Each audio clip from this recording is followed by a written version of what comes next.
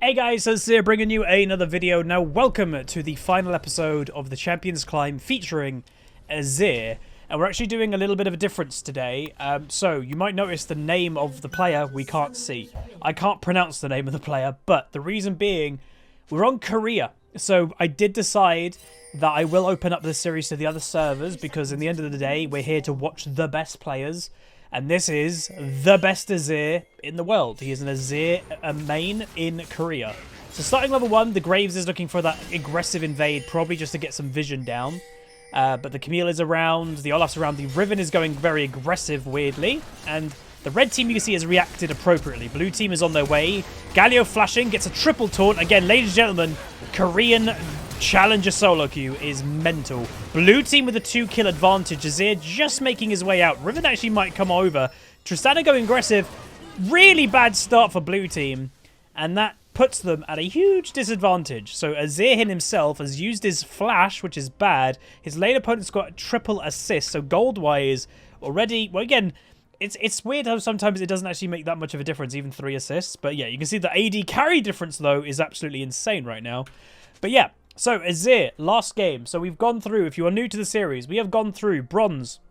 I think we went then to gold, then we went to low diamond, and now we're in challenger on Korea, which again, everybody values Korea apparently as like the best challenger, and then like EU West, I guess. And again, it's against a Galio. What I can do is I'll have a little look at the matchup specifics, shall I? Because some people may want to know that. Runes, by the way, just so we get into them, lethal tempo, presence of mind, alacrity, coup de grace, and then into domination, ravenous hunter, cheap shot, and then attack speed, ability, power, magic resist. We'll say, I think that is a little bit different than the other Azirs was doing also. But Azir versus Galio. So once again, Azir's current win rate overall is 48.2. So if you care about overall win rate, it's pretty bad. But this is rather telling that he's got a bad overall win rate, and then he has an even worse win rate versus Galio. He has a 43% win rate versus Galio, and Galio is apparently the best champion into Azir. It goes Galio, then Veigar, then Kassadin, then Aurelion, then Anivia, but Galio is the, apparently, best champion to play into an Azir. Mainly because I guess Galio is the anti-mage champion. Huzzy cannon. Again, if I can miss cannons, the best challenger Korean player on Azir can also miss cannons. That's also why I like doing this series. But I will say, before any of the crazy action potentially begins, you can see red team is actually not doing well. Camille's really behind. AD carry's doing okay, but Azir's going to be farming well. That's kind of what Azir can do. But in the comments section, I recently did a little poll in the community tab, and I will go have a look at it also just now to kind of decide what champion we're doing next. And we're doing jungle as the next champion's climb. Meanwhile, there's a big play happening down in bot lane. The Olaf has found the Graves. He does flash away, and that might be the end of the play. Azir has teleported to bot lane, and this is something that we've always seen when we did actually a few months ago, we did actually watch a lot of Korean solo queue. The amount of roaming that happens in Korean solo queue is insane. Like, I literally sometimes can't believe how much they roam. Meanwhile, Graves going to try get that kill, doesn't. They do tank the tower. 4 people bot lane at 3 minutes. Galio didn't answer it because Galio used his teleport, by the way, to go back mid, and that allowed Azir, who also has teleport, to go bot lane for free. So that's sometimes, again, having that teleport advantage and using yours when your opponent can't kind of react to it. But anyway, so the next Champions Climb is going to be featuring junglers. And we did do a vote. This vote wasn't like, oh, whichever one wins is 100% I'm going to be covering. It just wanted me to get an idea of what people wanted. And the options were Lee Sin, Rengar, Nidalee, Fiddlesticks, and Nunu. And the winner, actually, of that was Fiddlesticks. And I think, by the way, we are going to do Fiddlesticks. I think we might do 2 jungle series back-to-back, because jungle is quite different and like it's quite unique, and arguably it's the hardest role in the game because, you know, you have a lot to do. Meanwhile, Camille gets a solo kill up in top lane. Will maybe survive from the Graves and Galio gank. Never mind, she does go down, but that will give Azir a free time in mid. But yeah, we're going to do Fiddles first. So again, we'll be starting in Iron or Bronze and working our way back up to Challenger. And then after that, I actually am leaning towards Lee Sin. I miss Lee Sin. I used to be a main Lee Sin, and I think going through the ranks of Lee Sin would also be very interesting. But what I want you guys to know and like vote on in the comments here, which one do we do first? Do you want me to do Lee Sin first? Do you want me to do Fiddlesticks first? I don't really mind which order we do, but those are probably going to be the next 2 champion climb series. But anyway, this game specifically, so again, obviously, very bad start for red team, but they have now recovered the game, surprisingly. The gold lead is actually now shifted to red, because you get Camille getting a solo kill on Riven. Olaf obviously doing quite well, not bad at all. Azir, you know, yes, he's still technically 0-1 and 2 assists versus 4, but Azir is now laning for free. This is something that we've kind of noticed in these series on Azir, and why this champion has always been so problematic is Azir is kind of, if as crazy as what I'm about to say, he's kind of like the harder version of Malzahar. Malzahar is a free lane champion that you just sit in lane, throw your dot on, throw your minions, and you can just let them kill everything. You're really safe. Azir is kind of safe as well, but obviously he's a lot harder to play. And a lot of your safety comes from also knowing when to like disengage and all that stuff and using your mobility appropriately. But that's what I'd say. Azir is very safe. You know, Galio is a pretty hard engaging champion. This Galio, by the way, has got Predator. That's how much he wants to like roam and look to be aggressive on the Azir. You can see Azir doesn't want this Galio to go away for free. Remember, Galio is probably looking to ult. Azir is sticking with him, most likely to cancel the ult if the Galio were to start it. Big play happening though in bot lane that they're all low. So far they've killed the Fiddle and the Olaf has died. Azir comes in, fix off the Tristana. Riven also teleported, by the way. Now Galio and Riven is going to make their way here.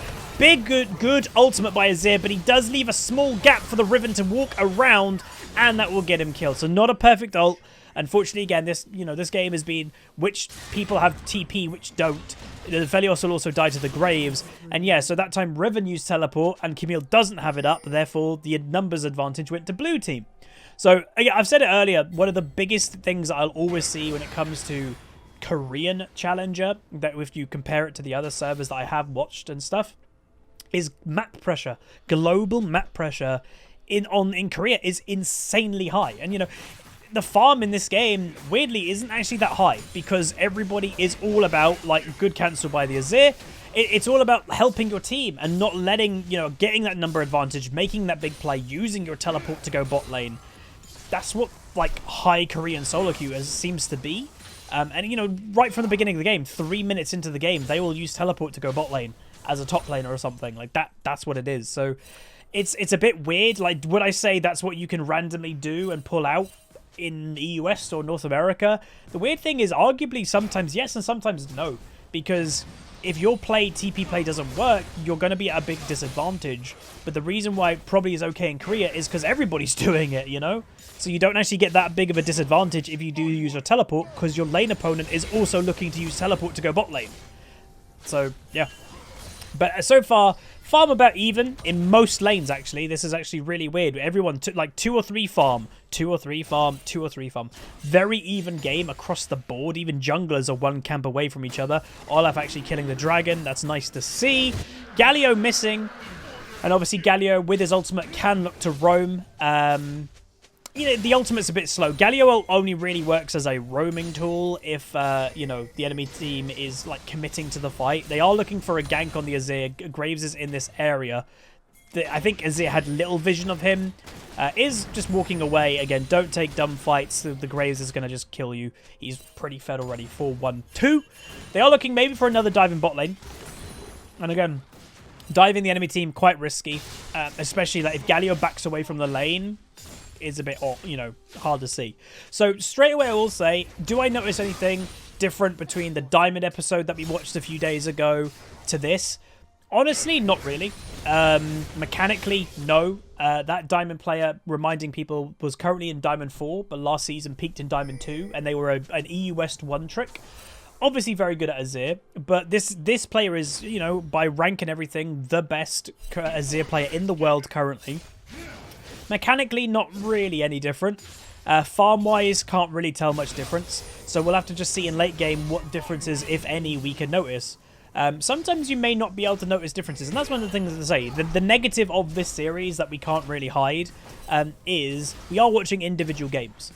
So I try to pick a well-rounded game. Like this game, you know, I looked at, oh, the enemy team got ahead in the early game. They're still ahead in mid-game. So what happens to make the red team relevant?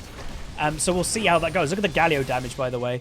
But Azir does look to, after the Galio burst is done, he's then vulnerable. So that's when Azir looks to do a little bit of damage back. Not winning the trade anywhere near, but this is it. This is the range poke. Galio going aggressive, Graves in the area, and they just take him out like that. No time for the Azir to flash. So again, the blue team currently double kills, 12-6. And they are now looking to take down the mid lane tower, or at least a few plates. Azir will come up in just over 10 seconds, but this is, again, prime example of why I don't love Rift Herald. The Azir's been doing, I'd say, fine in lane phase. Does he deserve his tower to now nearly be dead? Not really. It's just Rift Herald. I just find Rift Herald a little bit too cheesy for my liking. I just don't find it's the most skillful thing in the game. But anyway, this is quite big. Olaf actually gets a 2v1 kill, but also dies, obviously, giving a Graves another kill. But Azir has now hit Power Spike. So he's hit his first item, Liandry's. Standard item on Azir. You don't really go Ludens pretty much ever on the champions. Always Liandry's. Camera is still wanting to have a mind of its own. Again, excuse the camera, everybody, and the replay files. The replay files have been buggy for literally months. Meanwhile, teleport actually, I think, is happening. Again, we can't see the TP.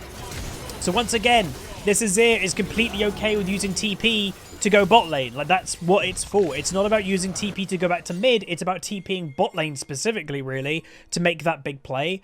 That is what wins you the game right now. But yeah, the replays are still broken. I mentioned it nearly every episode that we're covering it. We can't see TPs. There are some spells that we can't even see. And it just doesn't seem Riot is interested in fixing it. It's bizarre to me because replays should be a priority. They're a very big educational tool, not just for content creators, but even with you. Like, again, now, by the way, Galio kills the Aphelios somewhere. Maybe a roam happening up to top lane, but it does look like the enemy team were pinging, so they probably do know that, or that is warded, potentially. Tristana now making her way into mid. She could full engage on this Azir, by the way. That's kind of what Tristana can do. Let's see if she's going to do it. Azir just trying to kind of dissuade her from doing that. And there's an Alistar in the way. Nice engage by the Alistar. Fiddlesticks are also here, so maybe they were swapping the bot lane to mid, which does happen every now and then. Usually you put your AD carry mid if you've got the tower in bot lane, or sometimes you put your AD carry mid if they're having a bit of a hard time surviving in bot lane. You put them in mid for safety, and obviously that now just hasn't really worked. Galio once again looking to roam. So one of the big differences, I would say, between these two mid laners, meanwhile Olaf going to go for the Riven, does use his ultimate to survive so far, but then dies, is this Galio doesn't seem to give any cares about lane phase. Meanwhile, they had Vision of Graves, by the way, and Fiddle's top lane. So again, the Korean roaming is very much alive. But yeah, this Galio's playstyle seems to be I am roaming no matter what. Kind of like a Katarina playstyle, to be honest. And that is now somewhat creating slowly a farm difference in mid lane. And obviously with all the pressure now going elsewhere on the map, well, it was going well for the red team, but Alistar actually went the completely wrong way and enables his Aphelios to die. Well, all Alistar needs to do is keep Tristana on this side to enable the Azir time to get there. So he has to keep delaying it. Riven, by the way, now is teleported bot lane. So another teleport to bot lane. Azir makes his way, does get one kill. Camille has now teleported. Alistar should keep running. Azir now going to do some DPS. Will pick himself up a double kill. 4-3-3. Camille going aggressive onto the Fiddlesticks. Does get feared. Can they continue for this? Camille using a Q. Does have the slow, which again we can't really see. Olaf is in the area. Azir going to go aggressive with his flash ultimate. Will pick up one kill maybe. Fiddlesticks ulting in as well. They need to just DPS them as much as they can. Azir just survives. And they will go aggressive onto the Galio, who will eventually die. So overall, great play by red team. Ace technically. Just the Tristana just spawned after the ace. So yeah, ace for red team. Really good play. And great to see. So again, the Azir is starting to recover the game. It's all about roaming though. Like you can clearly see, you know, this is, yes, is Challenger, Spectate, and Champions Climb that we're looking between the different ratings. But when we've been watching EU West, I honestly can clearly see a difference between the servers right now. And I'm not talking about mechanics. Like, that's one thing I want to make clear. A Challenger mechanics, pretty much in most servers, they're going to be good. So mechanically, the differences between EU West and Korea, the mechanic difference probably just isn't there. They're all really good. Play style is inherently different. And that's obviously not to say EU West playstyle is bad or North American Challenger playstyle is bad. It's just Korean playstyle. Meanwhile, stolen dragon by the Graves, bad from the Olaf. Again, that's why you pull dragons out. Even Challenger Korean junglers make that mistake, which is kind of crazy. But yeah, the difference is playstyle. Korea is what I would say is way more aggressive.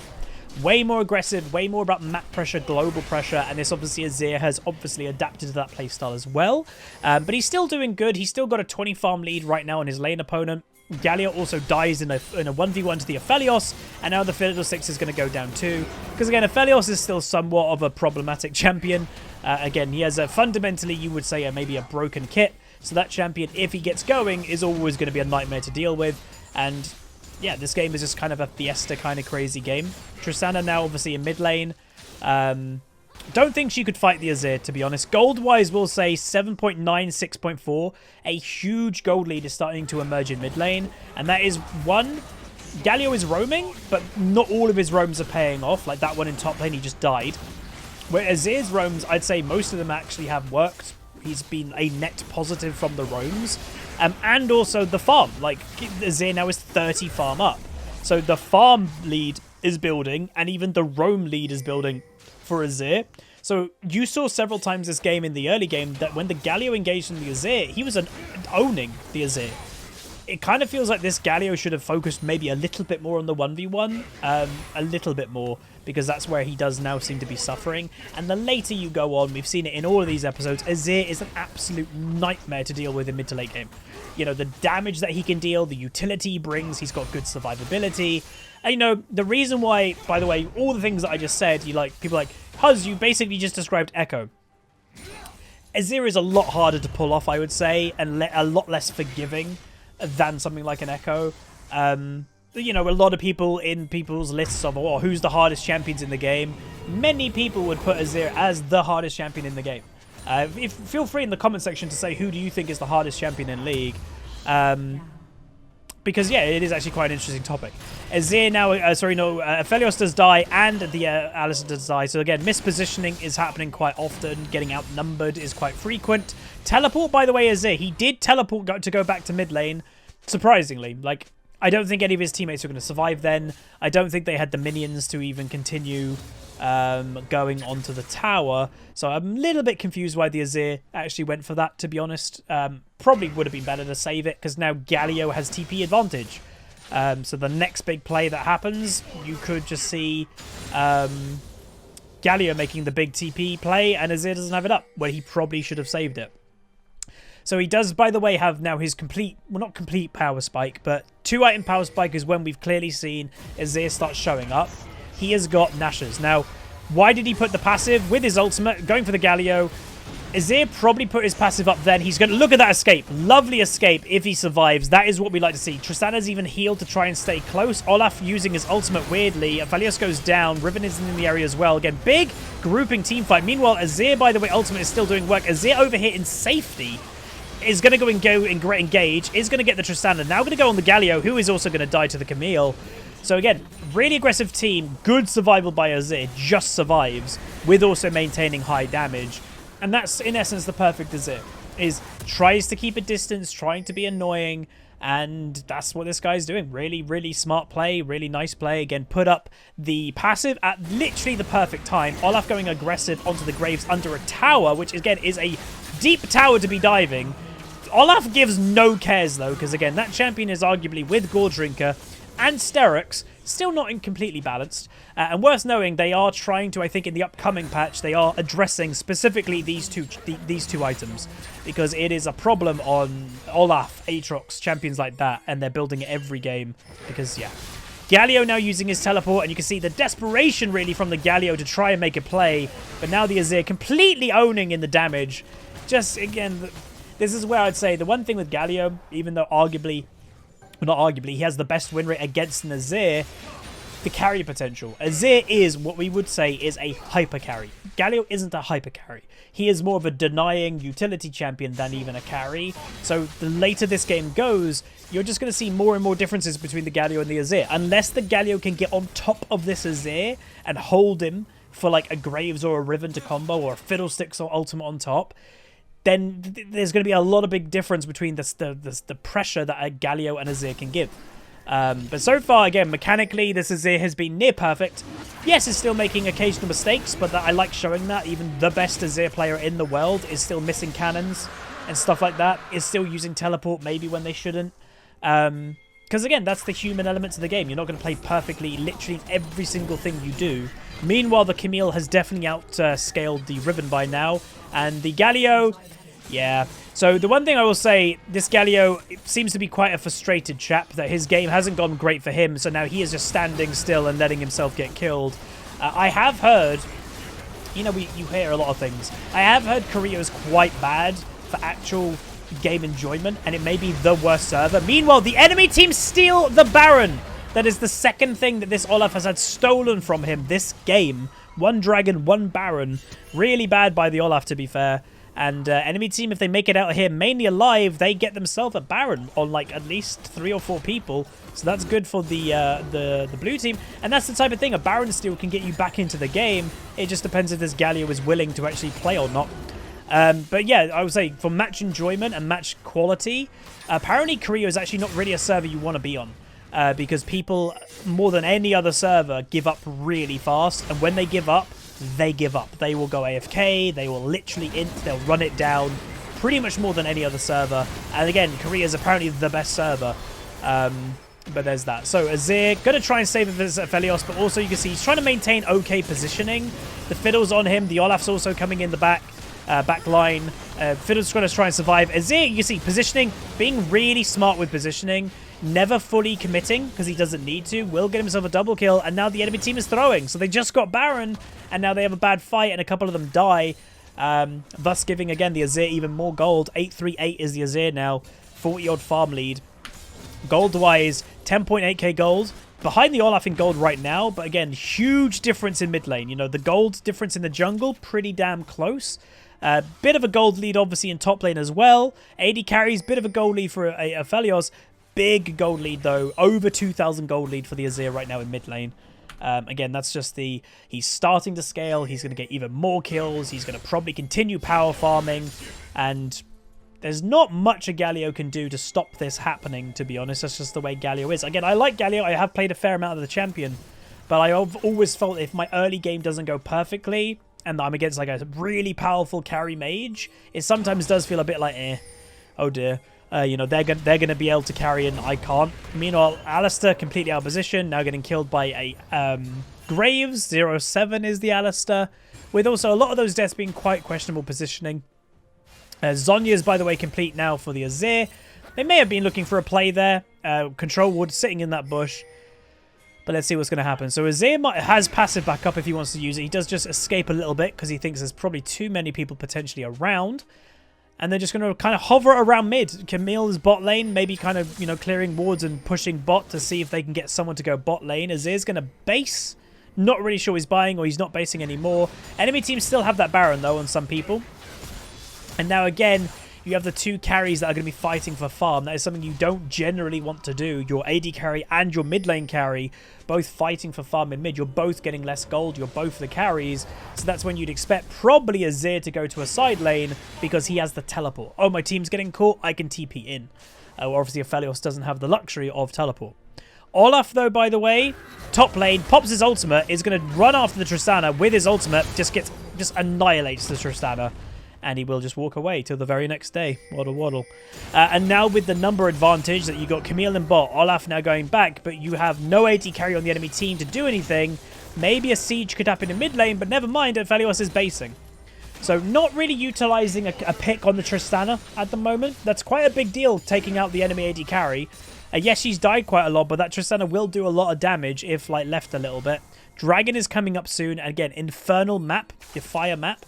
That is one that both teams will want. Again, both teams want every single dragon, obviously, but Infernal Dragon is usually one of the heavily prioritized dragons because it is giving you scaling.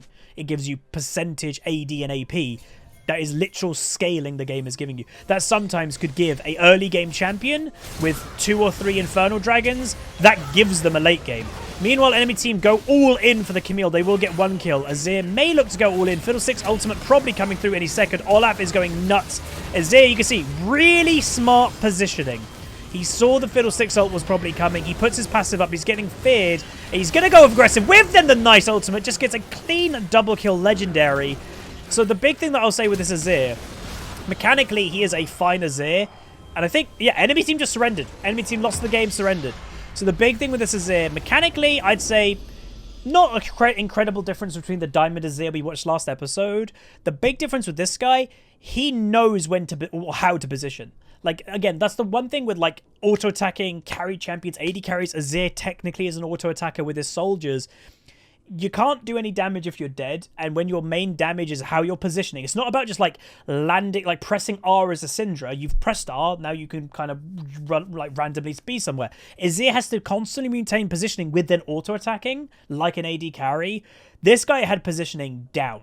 Like, that's the one thing I'd say is clear, that as we're going through the ranks, you know, we saw in Bronze is a bit rusty, mechanics weren't great, then, you know, mechanics getting better, then Diamond decision-making getting better, near-perfect mechanics. Now here, perfect pretty much mechanics with human errors, but perfect positioning, pretty much.